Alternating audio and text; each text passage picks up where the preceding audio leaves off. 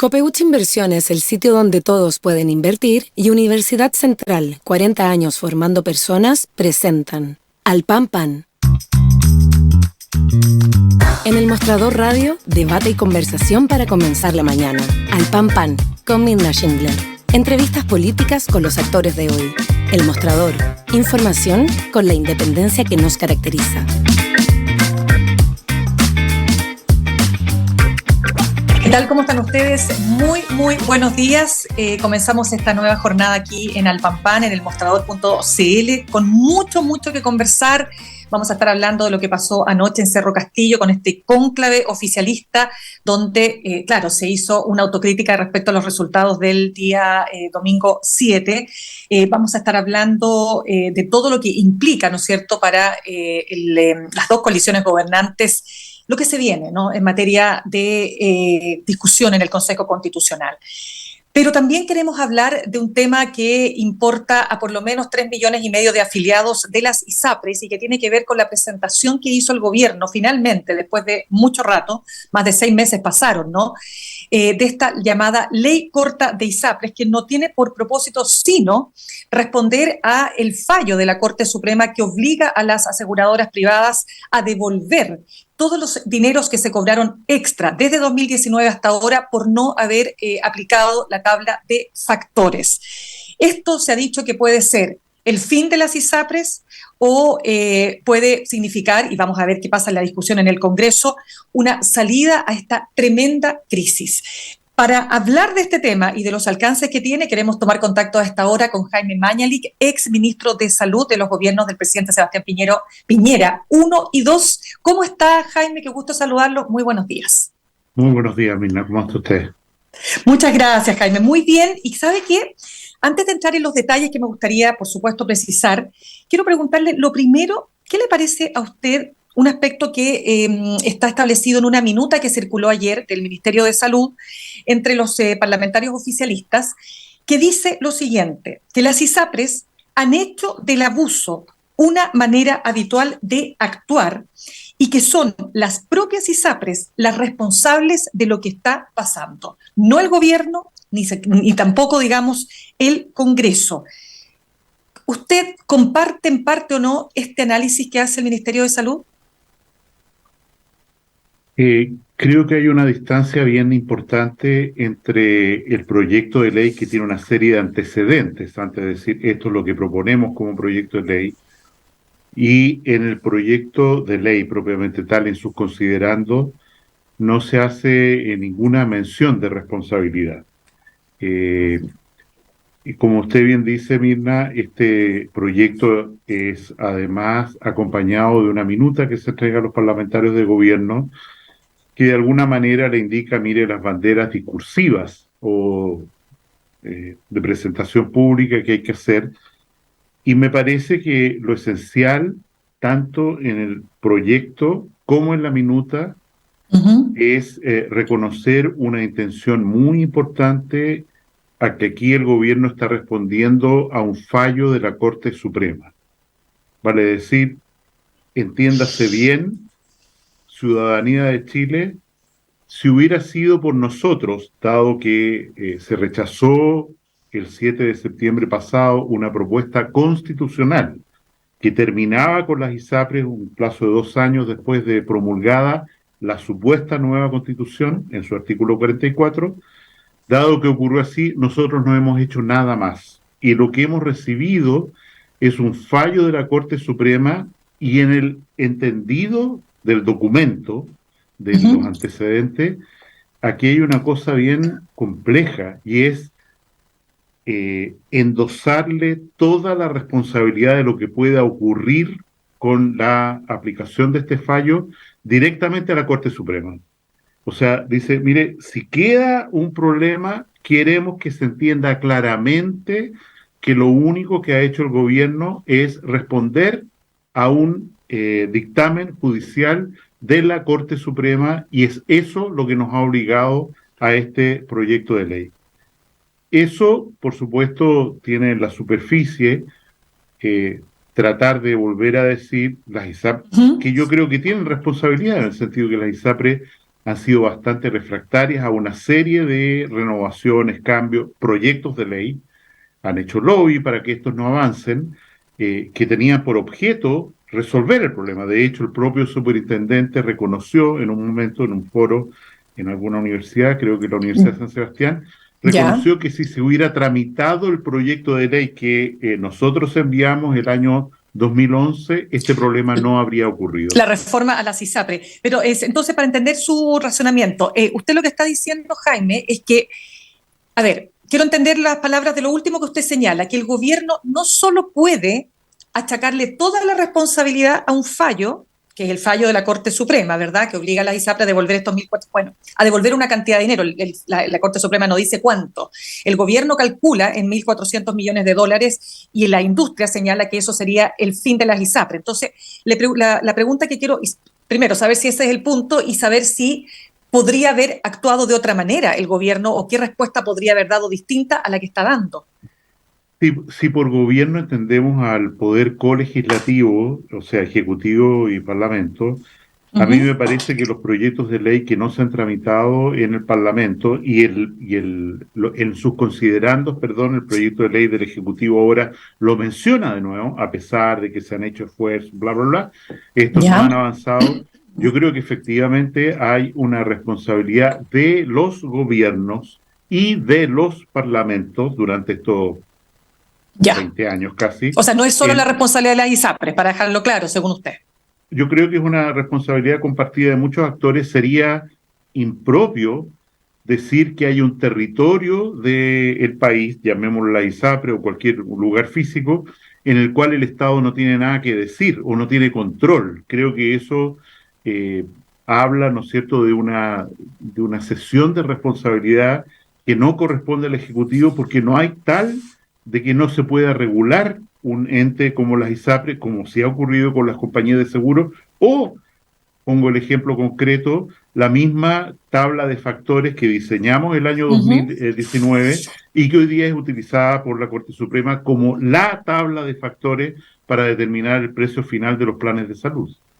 Correcto. Ahora, Jaime, cuando estamos hablando de una situación que se viene, o sea, que independiente de todas las razones que usted menciona muy bien, porque aquí hay una reforma esperadísima, mire, si no se ha avanzado en la reforma a las pensiones, pues Jaime, que es el tema más sentido, porque por último alguien podrá decir, ya, pero hay 15 millones de personas un poco alrededor, ¿no?, que están en FONASA, o sea, estamos hablando de un sector minoritario, por cierto que sí, que hay que atender, pero hay otras urgencias que tampoco han podido avanzar. Pero dicho eso, quisiera preguntarle respecto de esta ley corta propuesta de este proyecto, porque la ex subsecretaria de Salud, Paula Daza, en una columna que publica ayer ex ante, dice que este proyecto de ley no está enfocado en resolver el fallo de la Corte Suprema, sino que por el contrario, dice ella, modifica de forma sustancial el sistema de financiamiento de salud.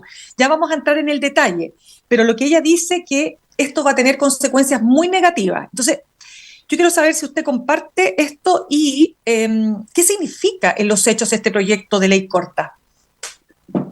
Yo quisiera agregar una cosa antes, que en los considerando en la página 11 de este proyecto de ley, dice el Ejecutivo, el Presidente de la República en particular, a mayor abundamiento la eventual insolvencia o incumplimiento de indicadores de la ISAPRE, o sea que no cumplan sus indicadores en la Superintendencia de Salud, puede precipitar una crisis del sistema privado de financiamiento de salud que exponga la sostenibilidad del sistema sanitario en su conjunto, incluidos prestadores públicos y privados. O sea, el gobierno está conteste a que el Ejecutivo, de que aquí hay un tema de riesgo para todo el sistema de salud y beneficiarios de FONASA y ISAPRE, por cuanto, como dice el proyecto, la caída de las ISAPRE genera un riesgo enorme de continuidad para prestadores privados, clínicas privadas, médicos, etcétera, Hospital Clínico de la Universidad Católica, el que fuera, que hoy día atienden una gran cantidad de beneficiarios de FONASA. Habiendo dicho eso,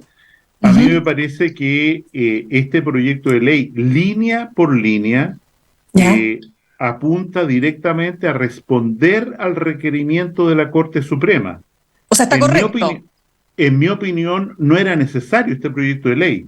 De hecho, yo me imagino que cuando la Corte Suprema le dio 6 meses, que vencen ahora el 31 de mayo, a la superintendencia, suponía, estoy diciendo en el aire, que lo ya, que iba a hacer la superintendencia era mandar una serie de circulares para decir, dado que la Corte Suprema ha mandado, hágase esto. El gobierno ha tomado un camino diferente, que es un camino dilatorio. Vale decir, vamos a mandar un proyecto de ley, el proyecto de ley se va a demorar en tramitar 1 año y medio, 6 meses 2 años. o más. Ah, más todavía, No, la imagínese. ministra ayer Más dijo que era 1 año y de medio. 6 meses. No, Está no, sin digo que urgencia suma. claro, Después que hay se que le había pedido a sumar. la Corte Suprema 6 meses. Después se va Claro, a 6 meses para que las ISAPRES digan, una vez promulgada la ley, esta es la claro. forma en que vamos a devolver los dineros, 6 meses para que el comité de expertos diga, mire, sí, no, no me parece, ¿Ok? o sea, estamos hablando en la práctica, porque no nos miremos aquí la suerte de estos gitanos, Ya. estamos hablando que este problema está chuteado para el próximo gobierno. Ya, pero eso ¿por qué diría usted? ¿Porque el gobierno quiere con esto evitar que el colapso se venga ahora ya? ¿Un poco por Así ahí es, va la decisión? así es, o sea, el gobierno lo que ha hecho. Yo publiqué una columna en el Mercurio que llamé La Chiflota por este juego de la reina ¿Ya? de PIC que se distribuye. Lo que está haciendo ¿Sí? el gobierno es transferir la responsabilidad política de las consecuencias de este fallo al próximo gobierno. Y en ese contexto, ¿por qué lo hace? Porque lo que estamos hablando es esto, que hoy día esto genera una fragilidad en el sistema de atención de salud que el gobierno no tiene manera ni de financiar ni de soportar Ya. políticamente. O sea, Piense no tenía usted, otro camino, dice usted. no, tenía otros caminos. Por ejemplo, Mirna, le digo lo siguiente. A ver, ¿cuál? Eh, Para entender bien. la ISAPRE del cobre, la ISAPRE se llama ISalud, porque esto afecta a Ya. ISAPRES tanto abiertas como Sí, cerradas. La tal ISAPRE cual. del cobre, uno podría haberle dicho, mire, a partir de ahora, del fallo de la Suprema, porque tengo mérito jurídico suficiente, ¿Mm? usted va a reducir el costo de cada plan de salud en 50.000 pesos. Pero no, en el cálculo de la superintendencia se dice que la ISAPRE Fundación, la del Banco del Estado, va a Ya. acumular deuda de hoy hacia adelante Ujú. por la suma de 1.800 millones de pesos. 1.800 millones, o sea, aproximadamente X millones de dólares. No quiero sacar la Ya. cuenta. No le dice a la ISAPRE Fundación, la del Banco del Estado la del cobre, le dice, mire, ajuste sus precios ahora, que sería lo lógico. O sea, una ISAPRE como esencial, que es la de la clínica alemana que partió después de la Ujú. vigencia de la ley corta y por lo tanto no tiene que devolver nada. Hoy día no tiene que devolver nada. Pero le dice, sabe, como no vamos a implementar esta medida ahora, de acuerdo a lo que la Corte Suprema nos ha indicado, usted, hasta que este fallo, esta ley, usted va a acumular 180.000 millones de pesos de deuda que va a tener que devolver. ¿Por qué no le dicen ahora ya? Baje sus planes, Pero, porque a tiene ver, dígame, ¿por qué? Porque esa es la pregunta que uno se hace, digamos, desde el lugar, desde este otro lado, quiero decir, ¿no? Nosotros no estamos. A ver, yo estoy tratando de entender la dinámica y lo que está pensando el gobierno y, por supuesto, la ministra Aguilera, ¿no? Y el superintendente de salud. Y quiero, desde lo que a usted le toca y desde la experiencia que usted tuvo, o sea, usted habría hecho otro camino que es el que está señalando ahora. O sea, usted le habría dicho a las ISAPRES, ahora ya me bajan los planes de salud, pero eso también tiene implicancias económicas para las ISAPRES. Entonces, no sé cuál sería el mejor sí, camino desde su punto de vista. la implicancia económica de reducir los precios ahora, no estamos hablando de restituir lo debido Ya, todavía, de implicar ya, los precios ahora significa, oye, transparentemos esto, no sigan acumulando deuda, que porque esta empiecen a deuda, pagar.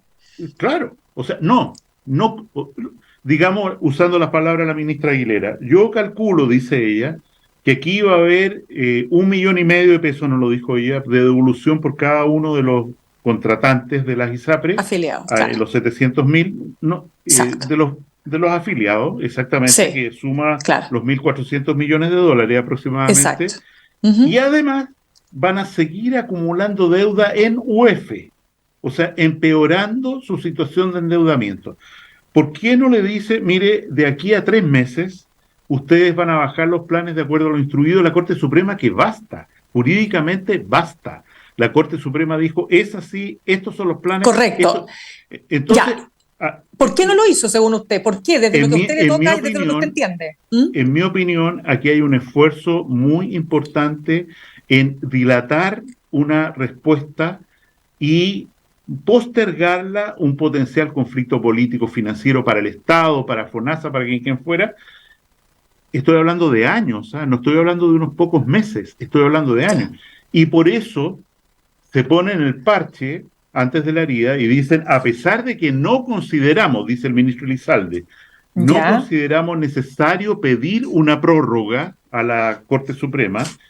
En la tarde del mismo día, el superintendente dice, voy a pedir una prórroga, en contradicción al ministro Elizalde, ¿no es cierto?, a quien es su mandante al final, el Ejecutivo, en contradicción dice, voy a pedir un plan. ¿Para qué? Para que no se presenten recursos de protección ahora que la Corte Suprema pueda fallar para decir, oye, yo determiné, y por lo tanto, con ADECUS, voy a decir, una asociación de ya, sí, consumidores, sí, sí. presentamos un recurso de protección para que me devuelvan el dinero ahora, porque la Corte Suprema ha señalado que ese dinero fue mal cobrado y por lo tanto ese 1,5 millones o lo que fuera, en caso de mujeres, en mucho más, me corresponde que se me devuelva ahora. Ya, pero Jaime, aquí para los que no entendemos tanto tecnicismo, ¿no es cierto?, respecto de cómo manejar una situación como digamos, la que viene como consecuencia del fallo de la Corte Suprema, quiero entender si hoy día, 11 de mayo, las ISAPRES tuvieran que desembolsar los famosos 1.400 millones de dólares y devolverlos, ¿no?, por los excedentes cobrados, como determinó el gobierno. ¿Es este el fin de las ISAPRES? ¿Efectivamente no se puede sostener el sistema? En primer lugar, el fallo de la Corte Suprema es muy claro en decir que estos dineros no se devuelven como un cheque en efectivo, sino que se devuelven como excedentes. Vale decir, se abre una cuenta Ya, corriente en beneficio correcto. de la cotizante señora Es Mirna como un Schindler, voucher. y Exacto, se le dice, señora, usted tiene en su cuenta 3 millones. ¿Cómo exacto. los va a gastar estos 3 millones? Usted los va a gastar en primer lugar como prestaciones de salud. Porque usted cotizó Ujú, para salud, prestaciones de salud. Entonces va a ir a la farmacia y decir, necesito tal medicamento. ¿Quiere aplicar sus excedentes a lo que le ujú. resta? Sí, yo quiero. Entonces esa cuenta corriente de 3 millones de pesos que la señora Mirna Schindler tiene, se va Ya, agotando exacto. progresivamente en el tiempo. Y esa cuenta corriente, que es dinero suyo, que está en una cuenta que maneja la ISAPRE, no constituye una figura contable muy compleja de aceptar, no constituye un pasivo para la ISAPRE, o sea, no deja de cumplir los ratios de garantía. Es como si la ISAPRE fuera dueña contablemente de la cuenta corriente que tiene en su beneficio. En Claro, ese pero deja de... contexto, Ya, dígame, en dígame. ese contexto, la superintendencia podría haber perfectamente dicho, sabe, señores ISAPRE, porque el número, yo lo tengo acá, el número Dígame. no está en foco, el número de Ahí. cada ISAPRE, No sé, ya, no se alcanza a no ver. importa, el No, no. número que cada ISAPRE debe está ya Sí, estipulado, no está es que no se estipulado. sepa, está estipulado, se sabe, la ISAPRE tal y cual debe tanto dinero por los niños menores de 2 años y por lo que tiene que devolver. La superintendencia podría haber tenido el coraje de decir, ¿saben, señores? Esta es la circular que me habilita la Corte Suprema a mandar. Circular es una orden. La Ya, superintendencia ordena que los ok. excedentes de la señora Mirna se devuelvan 3 millones de pesos en un plazo de X años con cuenta a excedentes y pasado este tiempo ella tiene derecho a cobrar un cheque Ya. por lo que le adeuda. Jaime, para entender entonces, y perdóneme que lo vuelva a preguntar porque necesito aclararlo muy bien. Usted dice entonces que no era necesaria esta ley corta de ISAPRE. Eso está Yo diciendo. digo, yo digo que para seguir el dictamen de la Corte Suprema no era necesaria. Me parece que la Corte Suprema va a acceder a los solicitados, decir, Perfecto. mire, y pido una postergación para implementar la ley, postergación que es contradictoria, porque el superintendente pide 6 meses, pero la ministra dice que la ley se va a demorar 1 año y medio en tramitarse. Pero, en fin, Ya. haciendo Ok. omisión de Sí, eso, a la sí, pregunta concreta, a exacto. mí me parece que al chutear la pelota hacia Sí. 2, 3 años más, lo que se produce en la práctica es una moratoria para la Ok. muerte de las ISAPRES. Si en definitiva, al aplicar este fallo en 2, 3 años más, las ISAPRES van a ser capaces de resistir o no, depende mucho de lo que hagan desde el punto de vista de su gestión de eficiencia financiera durante este tiempo, porque sabemos que las aseguradoras pagan de una manera que es inflacionaria, o sea que tiene, por así decir, un veneno implícito que hace que los costos de salud suban y suban por la forma en que las ISAPRES pagan los Perfecto. beneficios que otorgan. Lo entiendo. Jaime, este proyecto propone también, y me interesa mucho su opinión respecto de esto, el fortalecimiento de FONASA con la creación de lo que se llama la modalidad de cobertura complementaria, MCC, donde lo que yo entiendo que se va a pagar una tarifa fija mensual, no sé cómo se llama, una tarifa plana fija mensual, con opción de atenderse en prestadores privados. Lo que dice Paula Daza en esta columna es que esto que se está proponiendo dentro del proyecto o el proyecto en su conjunto no está, dice ella, se lo vuelvo a preguntar, enfocado en resolver el fallo de la Corte Suprema, sino que en modificar el sistema de financiamiento de salud. Entonces, para entenderlo en fácil, ¿qué implica esta modalidad de cobertura complementaria?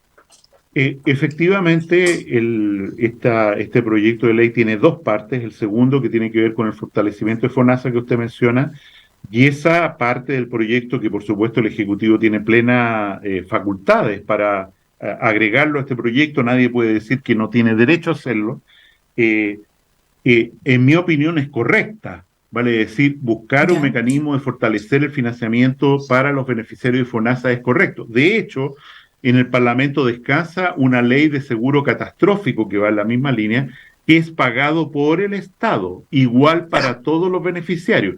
A diferencia de este proyecto, que en mi opinión es regresivo, porque le dice solo aquellos que tengan capacidad de pago para comprar un seguro complementario de su bolsillo. Esto no tiene que ver, es además de la cotización de X cifra de dinero, la FONASA va a licitar un seguro a través de una compañía de seguro para que paguen estos seguros los copagos de aquello que FONASA no alcanza a cubrir cuando usted vaya a un prestado, a una clínica privada, a un doctor privado, lo que fuera. O sea, está destinado a cubrir los copagos, este seguro, con cuenta a un aumento de la prima de salud, así lo dice textualmente, para que la paguen aquellos que más tienen. Y en ese sentido, yo creo que es, desde el punto de vista de la equidad, es un proyecto absolutamente regresivo, independiente, que pueda servir momentáneamente para el gran flujo de personas que está migrando desde las ISAPRES a FONASA, como está ocurriendo hoy día.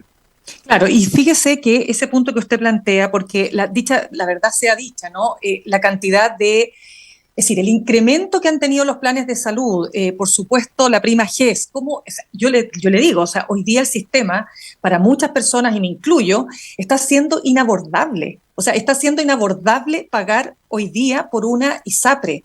Entonces, yo pregunto si es que acaso efectivamente este camino que propone el gobierno, y usted lo está señalando, pareciera ser que no necesariamente va a responder al problema. Y por otro lado, ¿qué pasa con las listas de espera? ¿Qué pasa con el mismo sistema de salud, que se va a ver mucho más tensionado, el sistema público de salud? Entonces, ¿cuál es el camino? Porque todo lo que usted me menciona hace muy difícil imaginar que haya una sola varita mágica que solucione este problema que se arrastra, como bien usted dice, de varios gobiernos y de varios años. A mí me parece que es algo que no está en la ley, que puede establecerse por vía completamente regulatoria, que nosotros por la pandemia adquirimos una brecha en las atenciones de salud, operaciones, cánceres que no se diagnosticaron, en fin, una brecha que requiere un financiamiento público adicional a lo que tenemos ahora, lo que es difícil de hablar en un momento que, por supuesto, la economía no está del todo bien. Este movimiento de personas que abandonan la ISAPRE porque les sale muy duro pagarlo, es creciente. O sea, por la situación de desempleo, por la situación de no aumento en las remuneraciones, en fin, falta de liquidez, evidentemente muchas personas están dejando de tener un plan de salud en una ISAPRE y migrando a FONASA. A esto hay que sumarle que hay una intencionalidad de las ISAPRES. Las ISAPRES han prácticamente destruido su fuerza de venta, que es lo que hacía que la gente la contratara, y hoy día no hay fuerza de venta a las ISAPRES ofreciendo contratos, porque las ISAPRES han optado por achicarse. Esto no es un accidente, es un deseo de las ISAPRES disminuir su número de beneficiarios a cualquier cifra que resulte después de este proceso. O sea, achicar la industria, disminuir su riesgo, es algo que está intencionado desde el punto de vista de la ISAPRES. En ese contexto, yo creo que respecto a los prestadores privados o a la red público-privada que mostró ser tan eficaz en el manejo de la pandemia.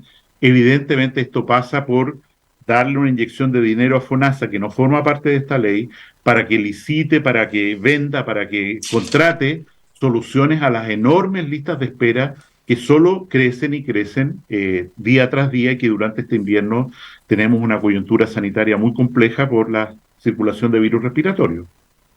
Entonces, si la moratoria, dice usted, si lo que está haciendo el gobierno desde su punto de vista es chutear la pelota para adelante, generar una moratoria que va a significar la muerte de las ISAPRES, y ya usted ha dado su opinión respecto del rol que ha jugado el gobierno o los gobiernos y el Congreso, solo quiero precisar, en esta muerte, ¿qué responsabilidad finalmente tienen o han tenido las propias ISAPRES, esta eventual muerte del sistema?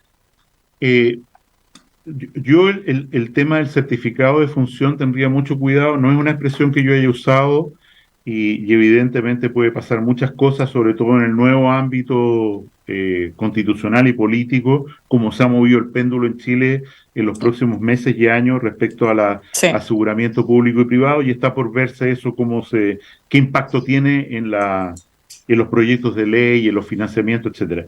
Respecto a la responsabilidad, vuelvo a decir, yo creo que no hemos logrado una comprensión de parte de las aseguradoras privadas a tiempo, oportuna, me ciño estrictamente al año 2011, de que era imprescindible un cambio de su giro y que tenían que insertarse, como dice el mismo fallo de la Corte Suprema, en lo que significa la seguridad social, o sea, un seguro solidario, en fin.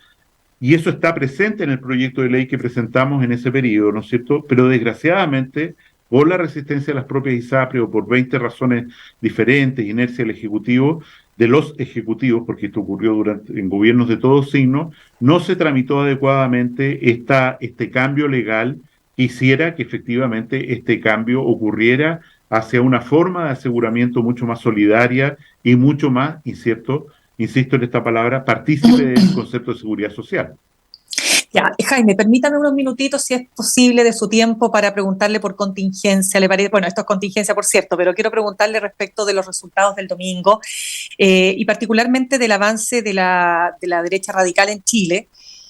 Y si usted ve que Sebastián Piñera podría asumir un rol en este contexto político tan convulso, tan complejo, sobre todo de cara, ¿no es cierto?, a este Consejo Constitucional y a esta nueva Constitución, si es que logra ser aprobada, por un lado, y además en un momento en que el país, no olvidemos que este año se cumplen 50 años del golpe. ¿Usted ve a Sebastián Piñera jugando un rol en este escenario? Yo creo que el escenario actual no está decantado. O sea, tenemos noches de cuchillos largos, de diputados que dicen del Partido Republicano cosas impropias, tienen que corregirlo la directiva, etcétera. O sea, todavía no está asentado el momento político y faltan varias semanas, me imagino, para que eso ocurra. En el escenario actual, yo no le veo al expresidente Sebastián Piñera ningún rol, salvo conversar, aunar voluntades, análisis político, pero un rol de liderazgo en este escenario no lo veo. En el día de mañana, en una derecha mejor estructurada, en un partido, digámoslo así, más, más asentado, más dispuesto a conversar, ¿no es cierto? Sin el Partido Republicano, me refiero, sin el orgullo que tiene o la soberbia que tiene el primer momento del resultado de la elección del domingo, a lo mejor, pero insisto, yo creo que en este momento no hay un espacio para él. Entonces, ¿usted diría que la derecha tradicional tiene difícil el camino para adelante? Lo tiene muy difícil porque desgraciadamente nos fuimos de nuevo a los extremos. Y en ese sentido, yo que milito en Amarillos, por ejemplo, ese tipo de coaliciones de centro en esta polarización del país tiene un momento muy, muy difícil. Y ya se dice que tiene que cambiarse la directiva de Renovación Nacional. O sea, se están pasando cuentas en voz baja, en voz alta, que hay que esperar un tiempo para que se asienten, y me parece que ese tiempo es cuando empieza a funcionar efectivamente el nuevo cuerpo constitucional, vale decir. Usted ve, claro, por supuesto, y usted 7 de ve, junio para adelante. ¿Y qué responsabilidad ve usted en esa derecha tradicional el que haya avanzado la derecha radical o el Partido Republicano y con esta tremenda votación que tuvo en el país? ¿Por qué? Yo pienso, y no quiero ser peyorativo, pero yo creo que la ciudadanía se mueve por estímulos relativamente evidentes. La votación del día domingo no es una votación pro republicanos, pro derecha, es una votación inspirada en el miedo cotidiano a ser asaltado, en el miedo al narcotráfico, en lo que pasa en la zona sur, digamos, en la región de la Araucanía, que es un lugar sin participación del Estado, en la migración, en el empleo, en fin. A mí me parece que el vector fundamental que explica el resultado del domingo es el pánico. Vale decir, tomemos opción por aquello que creemos que nos ofrece mayor seguridad. Y aquí hay un llamado muy potente al gobierno. O sea, si el gobierno no asume estas banderas, ¿no es cierto?, de darle a la gente seguridad en lo cotidiano, cuando anda en la calle, cuando, en fin, y seguimos con esta impresión tan fuerte, a lo mejor en otros países no es novedad, pero de que la gente saca pistolas por cualquier cosa, balazos en la cabeza, raptos, una cosa. Yo creo que la situación es muy complicada porque el miedo va a seguir siendo el tema fundamental que se trasunta a la política. Y Amarillos, y usted que forma parte de este partido, ¿no es cierto?, que se define a sí mismo como un partido de centro, está Demócratas. Ayer le preguntaba al diputado Soto, el expresidente Raúl Soto, el expresidente de la Cámara de Diputados, ¿no es cierto?, del PPD, si acaso se imaginaba, ¿no es cierto?, una alianza con este sector. Dijo por ningún motivo, porque ellos pasaron, pensando en estas organizaciones, en estas agrupaciones políticas, ¿no?, como Demócratas, como Amarillos también, dice él, porque ellos traspasaron la línea, se fueron para la derecha. No sé, ellos, él me decía, nosotros no nos imaginamos en absoluto, digamos, una alianza con ese sector. ¿Y usted cómo ve el futuro de su partido, ¿no? ¿Es posible un partido de centro en este país? O sea, en la medida en que reinara el sentido común, y así lo demostró el rechazo al plebiscito del 7 de septiembre pasado, evidentemente una coalición fuerte de centro, como ocurre en los países europeos, hasta ahora está cambiando, pero en fin, tiene una gran oportunidad de establecer un marco de diálogo, de conversación y de acuerdo que siempre es imprescindible para el futuro. No es el momento. O sea, yo creo que en este momento está todavía el impacto del resultado del domingo que no se ha digerido, y recién, ¿no es cierto?, después de que este proceso decante, lo que puede tomar varios meses, se va a empezar a vislumbrar cuál es el futuro de la democracia cristiana, que hoy día dicen nos metemos al gobierno, seguimos la oposición, cuál es el futuro del PPD, ¿no es cierto?, que no sacó ningún consejero. Yo creo que esos partidos están en una situación bien compleja y, por supuesto, pueden incorporarse con más fuerza al gobierno. La ministra del Interior es, de hecho, miembro del PPD, militante del PPD, y en ese sentido yo creo que todavía ese partido, el PPD, aspira a tener un rol relevante dentro del actual gobierno. Se van a decepcionar, eso estoy seguro. Bien, pues Jaime, queremos darle las gracias por haber estado con nosotros esta mañana. Doña Mirna, muchas gracias a usted por la oportunidad. Gracias. Que esté muy bien. Nosotros vamos a saludar hasta ahora a nuestros auspiciadores, pero tengo que refrescar la página. Espérenme un poquito, aquí estamos. Vamos entonces a saludar a nuestros auspiciadores. Copeuch Inversiones te ayuda a cumplir tus metas desde 1.500 pesos y con una comisión que se acomoda a tu bolsillo. 100% digital, fácil de usar, te acompaña y con el completo control de tus fondos. Copeuch.cl, el sitio donde todos pueden invertir. Universidad Central, 40 años formando personas. Ven a vivir la experiencia USEN para los que buscan avanzar. Posgrados USEN, acreditada y adscrita a gratuidad. Conoce más en posgradosusen.cl. ¿Qué rol jugará el Partido Comunista en este Consejo Constitucional, el partido más votado de la izquierda? Vamos a estar conversando con el secretario general del PC, Lautaro Carmona. No te lo pierdas. En instantes, una nueva entrevista en Al Pan Pan con Mirna Schindler por El Mostrador Radio.